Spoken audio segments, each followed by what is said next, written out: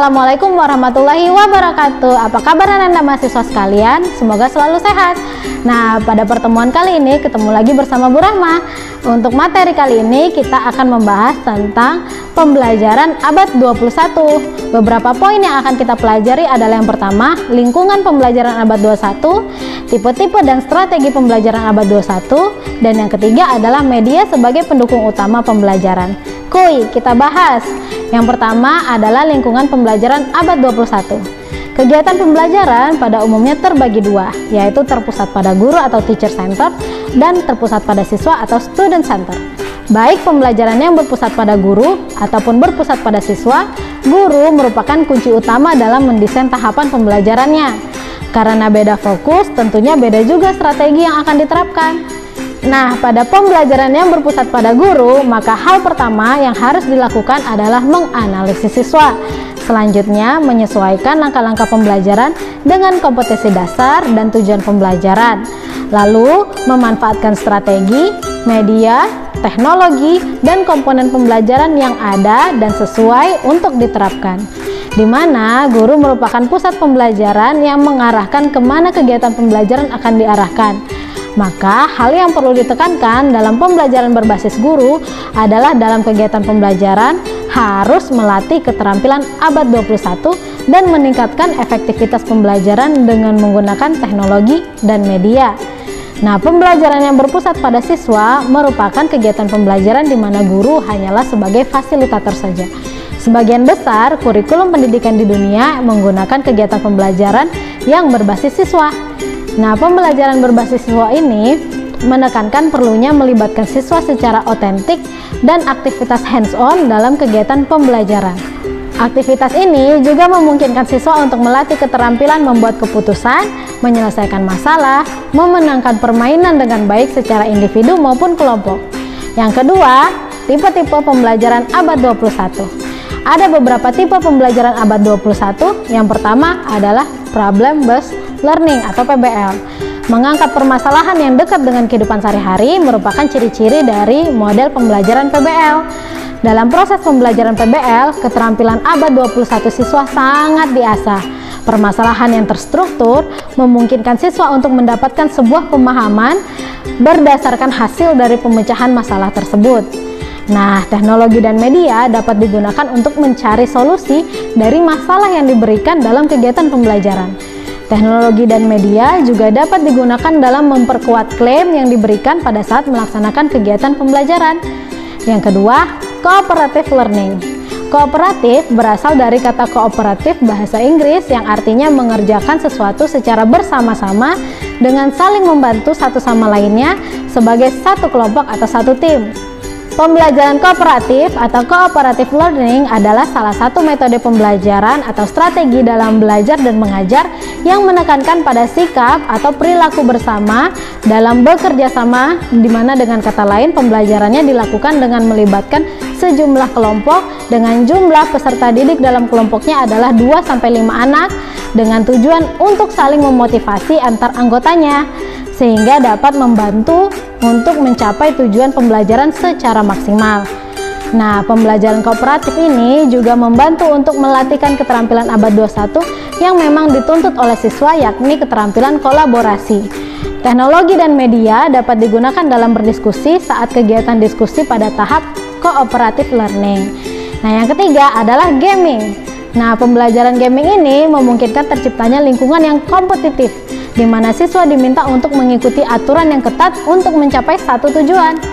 Nah, pembelajaran berbasis game itu biasanya akan lebih memotivasi siswa dalam pelaksanaannya. Namun, meskipun pembelajaran yang dilaksanakan berbasis game, pembelajaran ini juga mampu melatih keterampilan abad 21 seperti pemecahan masalah, komunikasi, dan juga kreativitas. Penggunaan teknologi dalam pembelajaran berbasis game dapat berupa komputer, aplikasi, ataupun pengkodean. Bahkan, pada komputer-komputer tradisional atau zaman dahulu sudah mampu melatih koordinasi dan keterampilan yang lainnya. Yang keempat, simulasi. Menurut Pusat Bahasa Depdiknas tahun 2005, simulasi adalah satu metode pelatihan yang memperagakan sesuatu dalam bentuk tiruan yang mirip dengan keadaan yang sesungguhnya. Simulasi adalah penggambaran suatu sistem atau proses dengan meragakan menggunakan model statistik ataupun justru pemeran. Nah, dalam pembelajaran yang menggunakan metode simulasi, siswa dibina kemampuannya berkaitan dengan keterampilan berinteraksi dan berkomunikasi dalam kelompok. Di samping itu, dalam metode simulasi, siswa diajak untuk dapat bermain peran untuk beberapa perilaku yang dianggap sesuai dengan tujuan pembelajaran. Dalam melaksanakan metode simulasi, siswa dan guru dapat menggunakan teknologi sebagai media pendukung ataupun justru sebagai media utama. Yang kelima adalah discovery learning.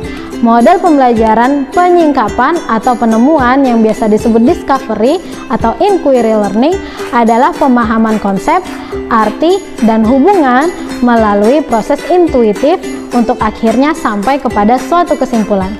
Discovery terjadi bila individu terlibat terutama dalam penggunaan proses mentalnya untuk menemukan beberapa konsep dan prinsip. Nah, discovery dilakukan melalui observasi, klasifikasi, pengukuran, prediksi, penentuan, dan inferensi. Nah, disebut sebagai proses kognitif atau cognitive process. Sedangkan discovery itu sendiri adalah the mental process of assimilation concept and principle in mind. Nah, itu adalah discovery learning. Selanjutnya kita masuk subtopik media sebagai pendukung utama kegiatan pembelajaran. Kegiatan pembelajaran yang sering dilaksanakan antaranya yaitu yang pertama adalah pembelajaran tatap muka. Nah, dalam pembelajaran tatap muka, sebagai guru kita harus kreatif dalam memilih media yang sesuai dengan tujuan dan kegiatan pembelajaran tatap muka. Guru dapat menggunakan media dalam kegiatan pembelajaran sebagai salah satu sumber atau justru menjadi sumber utama dalam kegiatan pembelajaran. Jika media sebagai sumber utama kegiatan pembelajaran, maka akan ada minimal 2 indera yang bekerja ketika melaksanakan kegiatan pembelajaran, atau guru juga bisa mengarahkan kepada hands-on activity, mengambil peran sebagai fasilitator dan mengontrol siswa dalam menggunakan media sebagai salah satu pendukung utama kegiatan pembelajaran. Pada dasarnya kita sudah melatih keterampilan abad 21 siswa. Pembelajaran yang kedua adalah pembelajaran jarak jauh. Meskipun pembelajaran tatap muka merupakan pembelajaran yang dinyatakan sebagai pembelajaran efektif dan sudah ada sejak ratusan tahun yang lalu, namun perkembangan teknologi dan media memaksa kita untuk bergeser dari paham tersebut, di mana pembelajaran jarak jauh tentunya wajib difasilitasi oleh teknologi dan media yang mumpuni. Banyak sekolah yang melaksanakan pembelajaran jarak jauh ini, di antaranya pada program kelas malam yang biasanya diambil oleh orang-orang yang harus bekerja sehingga tidak memungkinkan untuk belajar secara tatap muka. Terutama saat pandemi seperti sekarang ini, maka 100% sekolah melaksanakan pembelajaran dengan cara pembelajaran jarak jauh. Dan yang ketiga adalah pembelajaran campuran atau blended learning. Blended learning adalah sebuah kemudahan pembelajaran yang menggabungkan berbagai cara penyampaian, model pengajaran, dan gaya pengajaran, memperkenalkan berbagai pilihan media antara fasilitator dengan orang yang mendapatkan pengajaran tersebut. Nah, blended learning juga sebagai sebuah kombinasi antara pembelajaran langsung, yaitu pembelajaran face to face, dan pembelajaran online. Tapi lebih dari itu sebagai elemen dari interaksi sosial. Pembelajaran yang keempat adalah tugas mandiri terstruktur. Tugas mandiri terstruktur adalah tugas yang diberikan kepada peserta didik berupa pendalaman materi pembelajaran yang dirancang oleh guru untuk mencapai kompetensi dasar tertentu, di mana waktu penyelesaian tugasnya ditentukan oleh gurunya. Nah, tugas yang diberikan guru dan mengumpulkannya adalah batas waktu yang sudah ditentukan. Nah, bentuk tugas mandiri terstruktur antara lain seperti pemberian pekerjaan rumah atau PR, kegiatan pengayaan, kegiatan remedial, dan juga kegiatan percepatan. Nah, pada setiap tugasnya tentu akan memudahkan jika menggunakan teknologi sebagai media pembelajarannya atau media penyampaian informasinya. Yang kelima adalah tugas mandiri tak terstruktur.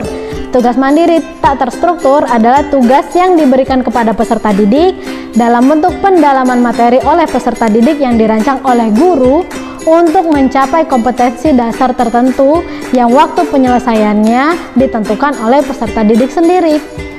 Nah, pemberian tugas mandiri tidak terstruktur bermanfaat untuk membiasakan peserta didik bekerja dalam tim atau dalam kelompok.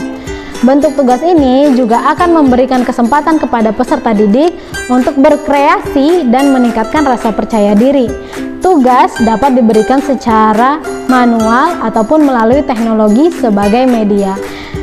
Demikian saja materi kita pada pertemuan ketiga ini. Nah, jangan lupa untuk materi lebih lanjutnya dan lebih rinci silahkan dibaca modulnya. Sampai ketemu.